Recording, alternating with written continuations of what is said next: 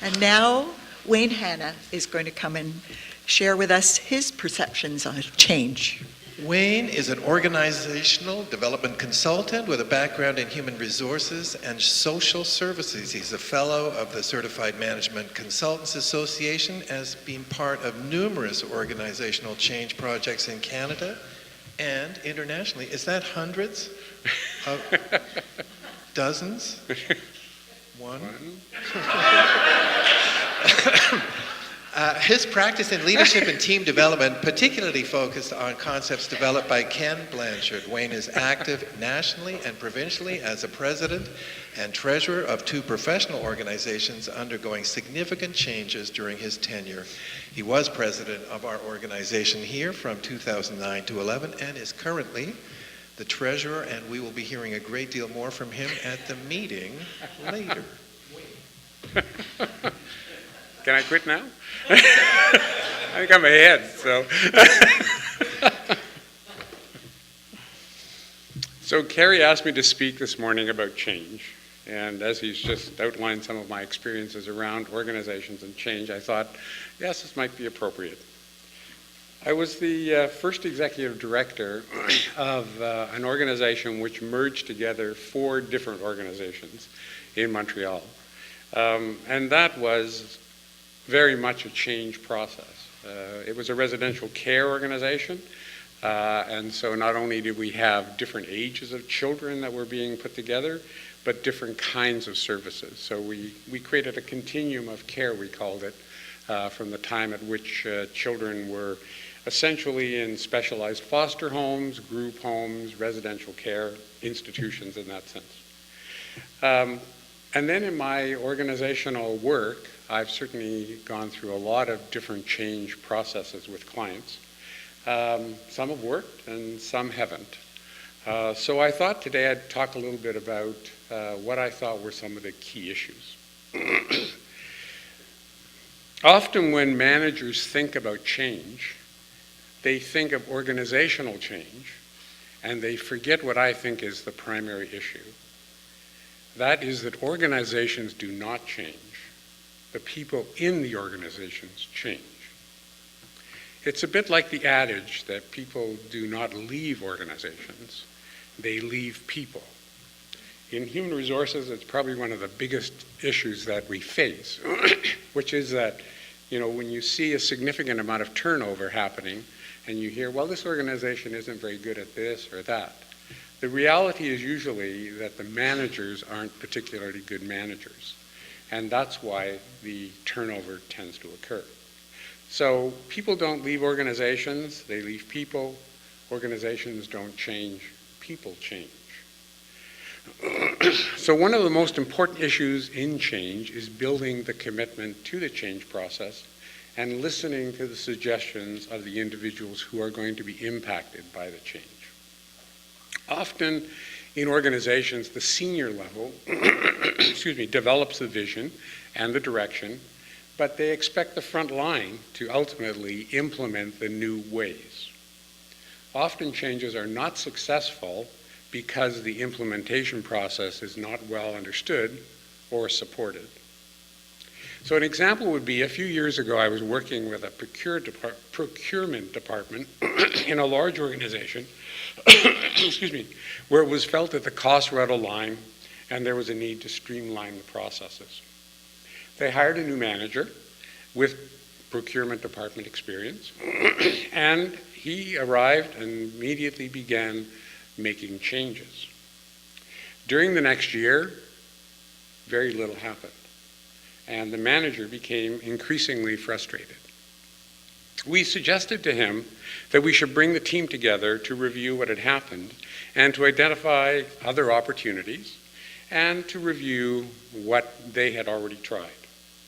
During this process, the team came up with many new ideas, and they could directly use to improve the efficiency and effectiveness of the processes.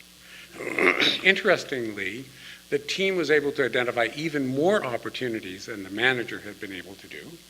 And in the next year, they not only accomplished that, but they exceeded their targets. Individually, they were committed to the new targets and the efficiencies, The key word here is committed. When the manager decided that this was what we had to do, they didn't think that was particularly what needed to be done. When they felt that's what needed to be done, then they were committed to that process. So the key issue, if we're going to think about organizational change, is that the people in the organization ultimately have to change. It is also important to remember that the change process is significantly impacted by the culture and structure of the organization.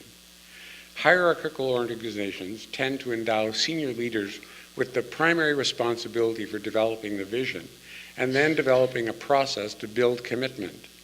In organizations where money is involved, i.e. we earn salaries or there's profit, then there's a powerful focus on keeping the organization profitable and for individuals to keep their jobs. On the other hand, membership organizations such as ours depend on the commitment coming from its members, who have the ability to withhold their support and therefore either help to make the change process work or ultimately to damage the process. They do not need to, quotes, keep their jobs, but rather they see themselves as participating in an organization because they wanted to have a positive impact on their lives. So there are a wide number of areas that organizations need to consider in a change process. But today I'd like to talk about the concerns that people have when change is occurring. In addition to believing that organizations change because the individuals within them change, I also believe that the concerns about change are predictable and can be lowered by addressing them. So there are 5 concerns I'd like to discuss with you this morning. The first concern is understanding what the change is and why it's needed. An important part of this process is that individuals have attachments to the present way in which an organization functions. They may have been part of developing the system. It may have worked well for them. It may, in fact, protect them. They may feel that by doing something different, the individual who developed these things is, in turn, not being appreciated. Which leads us to the second concern, which is personal. How will the change impact me? What's in it for me? Will I win or lose from the change? So an example that I was thinking about, one of my clients at one point wanted to move from a paper system to a digital system.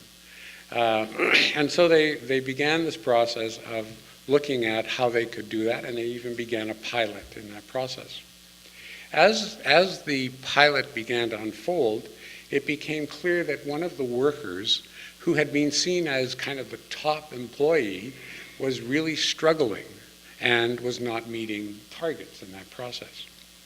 So what was discovered was that, in fact, this individual, when the files were placed there in paper, they were supposed to take the top file, but he would go there and look through the files until he found the ones that weren't quite as complicated as the other ones, and he would then take that file out and work on it. So it looked like he was really being quite effective. But now when he came to the end of a file, he went click, and the next file in the line came up onto his screen, and he had no choice. And so suddenly, here was a person who had been seen as very effective, but now he was struggling. So suddenly, the personal issues of this person become part of that process of change. The system has now changed, but it impacts the people in that process. And so it was important to develop systems that would support and encourage people, even though they might have been doing something wasn't quite right. In the end, you wanted to support them and help them to learn what they needed to do in that process. So change can be threatening and difficult. And the important issue for the organization is to address these issues and to provide support ultimately for the individual. Some people thrive on change. Others find it very unsettling and stressful. So the third concern that individuals tend to have in a change process is how the implementation is going to occur.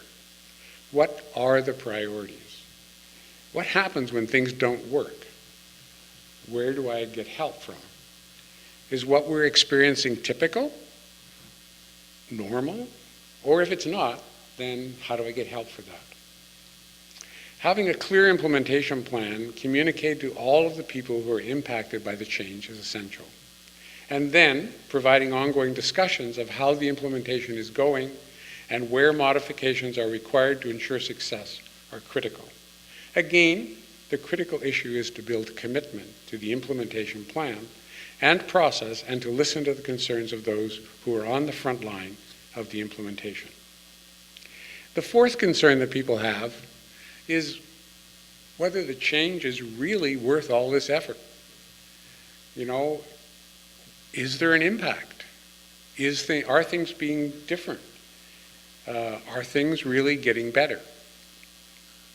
So in the fifth concern is how I can influence that change process.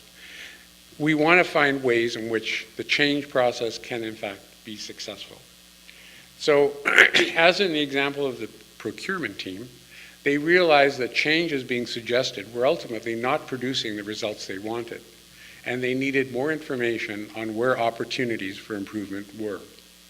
By creating a process that evaluated the impact of the changes and ultimately identifying areas where more opportunities existed, they were able to bring about significant change in the department and ultimately reduce their costs. The key issue here is building commitment, recognizing the things that people feel and in turn getting them involved in a way that ultimately builds that commitment.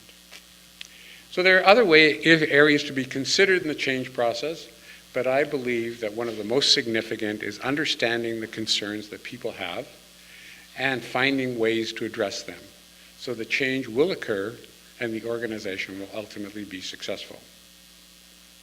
So in summary, organizations will only change if the people in the organization change. And people will only change if their concerns are addressed and they develop a commitment to the new way. Thank you.